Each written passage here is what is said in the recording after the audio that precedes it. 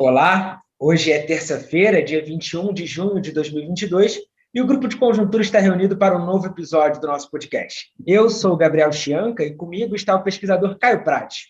O nosso episódio de hoje ele é bem conjuntural mesmo, com um olho na perspectiva da atividade, um outro olho no mercado financeiro, para a gente entender como tem andado a economia brasileira. E um dos principais motivadores para o tema do podcast de hoje é o dado lançado hoje mesmo, nessa terça-feira, do Monitor do PIB pela Fundação Getúlio Vargas.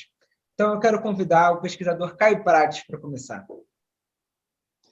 Obrigado, Gabriel. Bom, eu diria que a situação da economia brasileira agora em junho, ela tem sido marcada por um contraste significativo entre, de um lado, uma piora das condições financeiras e, de outro, um desempenho ainda relativamente bom do PIB, pelo menos bem melhor do que se esperava. Do lado das condições financeiras, a gente tem assistido em junho uma elevação significativa dos juros futuros, principalmente dos juros de um ano, que acaba sendo que mais influencia a atividade econômica, uma alta bem significativa do dólar, uma forte queda da bolsa, enfim, um conjunto de variáveis que configura o que a gente chamaria de condições financeiras mais apertadas, mais restritivas para a atividade econômica, e que tendem a afetar negativamente o desempenho da economia um pouco à frente, nos próximos trimestres, principalmente em 2023. Então, esse é o lado das condições financeiras. De outro, eu vou explorar mais para o final, como o Gabriel anunciou, comentando, pegando alguma informação do monitor do PIB, né, que é a estimativa do PIB em bases mensais que o IBRE-FGV divulgam todos os meses, e que tem uma boa aderência com o PIB que é divulgado trimestralmente pelo IBGE. Então, vou fazer um comentário sobre isso. Bem, essa piora das condições financeiras, ela tem um componente externo, de piora do cenário externo, e também tem a presença de fatores domésticos, né, que eu vou detalhar.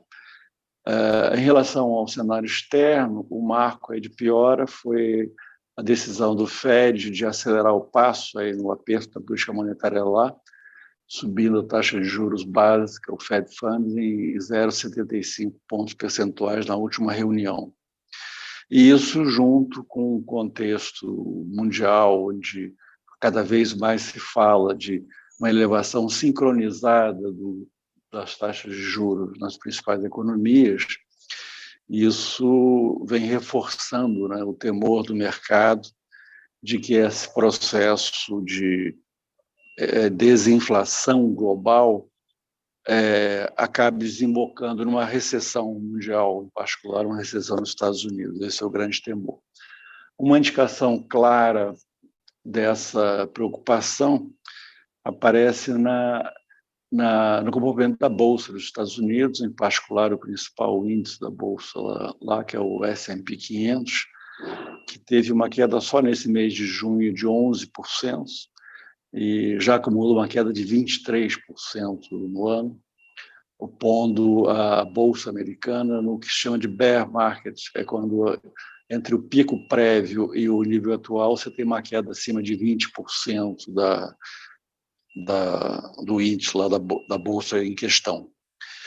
Do lado dos fatores domésticos, que vem contribuindo para essa piora das condições financeiras, há dois que eu destacaria, quer dizer, o primeiro é o comportamento recente da inflação, quer dizer, saiu o último dado de inflação que se tem do IPCA, né? Inflação oficial é o dado de inflação de maio, e ela foi mais uma vez bastante preocupante, no sentido de mostrar uma inflação muito espalhada, com um elevado índice de difusão, né, que é no percentual de preços dentro do índice como um todo que aumentaram no mês, aumento dos núcleos de inflação, e eu destacaria, em particular, o aumento da inflação de serviços, porque, embora a inflação de serviços esteja abaixo ainda da inflação média, a inflação média está em 11,7, né? E aí os serviços estão um pouco acima de 8, mas os serviços é uma inflação que vem subindo bem, principalmente a chamada inflação subjacente de serviços, que é um indicador que o Banco Central construiu para pegar dentro do serviço aquela parcela mais influenciada pela atividade econômica.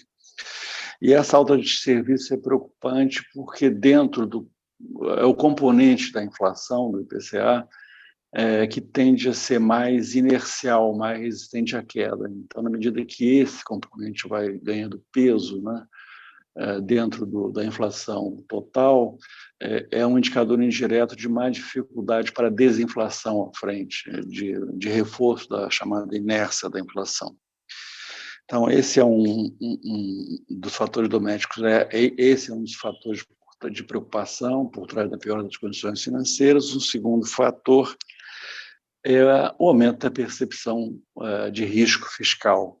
Quer dizer, a gente tem essa percepção de risco fiscal tem sido potencializada no período recente pelas desonerações tributárias que o governo está definindo, né? Então, fase final de aprovação para a redução de preços de combustíveis, e isso gerando muitas dúvidas sobre o impacto fiscal disso lá na frente, em 2023,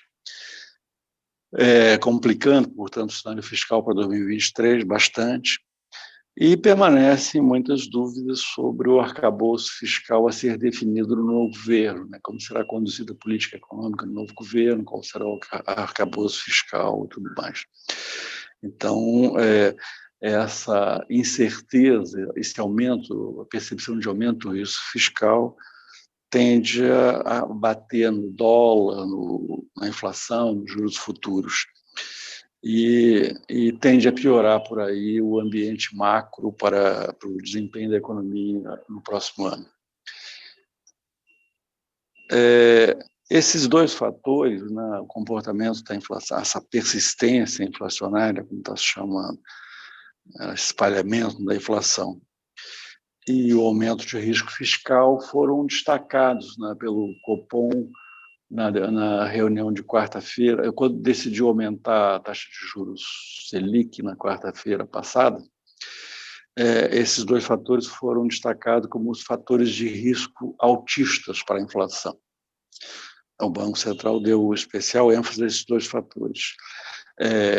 E colocou como riscos baixistas para a inflação a possibilidade de haver de uma reversão parcial dos preços dos commodities e a desaceleração da economia, que é o que o Banco Central conta com ela para ajudar no combate à inflação, só que, por enquanto, ela é uma perspectiva que está colocada, acho que ocorrerá, mas ainda não está ocorrendo. Ao contrário, no final do ano passado para cá, o que a gente teve foi uma aceleração do crescimento e não uma desaceleração. Então, esses são os fatores domésticos por trás da piora das condições financeiras. Pelos modelos do Banco Central, essa reunião de junho, onde foi decidido esse aumento dos juros, não só o aumento do juro, mas o Banco Central para 13,25, né, Selic, mas já anunciou que haverá um novo aumento a ser definido, mas a magnitude vai a ser definida, mas um novo aumento já anunciado para a reunião do Copom no início de agosto. Pelo modelo do Banco Central, essa decisão tomada agora em junho é uma decisão que já onde a política monetária já está 100% focada na inflação de 2023, ou seja, nada dessa decisão e das decisões a partir de agora tem a ver com a inflação de 2022. Pelo modelo do Banco Central, a partir da decisão do Copom de agosto, começa a entrar muito gradualmente no foco, junto com o foco central da inflação de 2023, a inflação de 2024. Aí, gradualmente, ela vai ganhando terreno. Quando chegar em maio do ano que vem, maio de 2023, aí o foco principal já é a inflação de 2024 e vai cada vez perdendo mais força até se encerrar em junho a preocupação, o foco na inflação do ano corrente. É assim que o Banco Central pensa as defasagens da política monetária e das decisões que ele toma sobre a taxa de juros.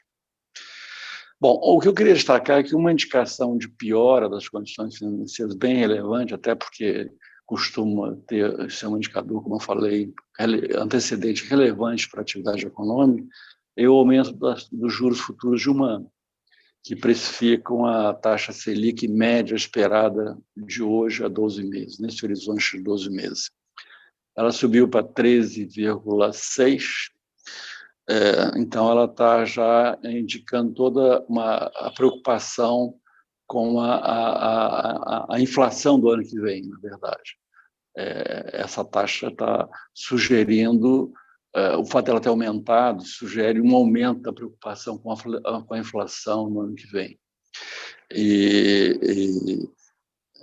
Enfim, sugere um quadro preocupante para o ano que vem, do ponto de vista de risco inflacionário, taxas de juros permanecendo muito altas, etc. Então, esse é o ponto que está colocado. De qualquer forma, vendo pelo outro lado da questão, quer dizer, como eu falei no início, se a gente olha para o comportamento do PIB em 2022, ele vem surpreendendo positivamente, né? Continua surpreendendo positivamente. Hoje saiu o monitor do PIB, como eu falei, é uma boa, um PIB em base mensal, mas dá uma boa indicação do PIB oficial que o BRGE divulga cada trimestre. Saiu o dado de abril desse PIB estimado em bases mensais. E esse dado de abril, ele sugere que o crescimento no segundo trimestre ele é compatível com a possibilidade do crescimento no segundo semestre ser bem mais forte do que a maioria dos analistas vem esperando, na comparação segundo trimestre contra primeiro. A maioria dos analistas vem esperando um crescimento, em geral, a grande maioria espera crescimento, é quase consensual que vai haver crescimento, um novo crescimento no segundo trimestre contra o primeiro, assim como houve do primeiro contra o quarto ano passado, mas esse crescimento vem sendo estimado pela maioria dos analistas como um crescimento modesto, abaixo de 0,5. E o monitor vai dar um elemento para a gente pensar que pode ser bem mais forte do que isso. Que elemento é esse? É que, se a gente pegar a série com ajuste sazonal do monitor, a gente vê que o PIB mensal de abril ele está 1,7% acima do PIB do primeiro trimestre, o PIB médio do primeiro trimestre. Isso significa que, se o PIB mensal do monitor ficar estável em maio e junho, não crescer mais nada, ele ficaria 1,7% acima do PIB do primeiro trimestre, ou seja, muito acima do que os analistas vêm projetando, que é, como eu falei, abaixo de 0, em geral, abaixo de 0,5% de crescimento. É claro que, eventualmente, o PIB oficial lá na frente, quando a gente souber dele no segundo trimestre, pode não confirmar essa estimativa do monitor. Mas ele tem, como ele tem tido uma boa aderência, o monitor tem tido uma boa aderência com o PIB do IBGE, divulgado pelo IBGE. Eu estou tomando isso como um indicador relevante de que há uma boa chance da gente ter um crescimento no segundo trimestre, inclusive maior que o do primeiro. Do primeiro trimestre, o PIB cresceu 1% contra o quarto. Agora, a estimativa é bem possível que o crescimento seja superior a 1% no segundo trimestre contra o primeiro. Ou seja, haveria, por essa métrica, uma nova aceleração do crescimento.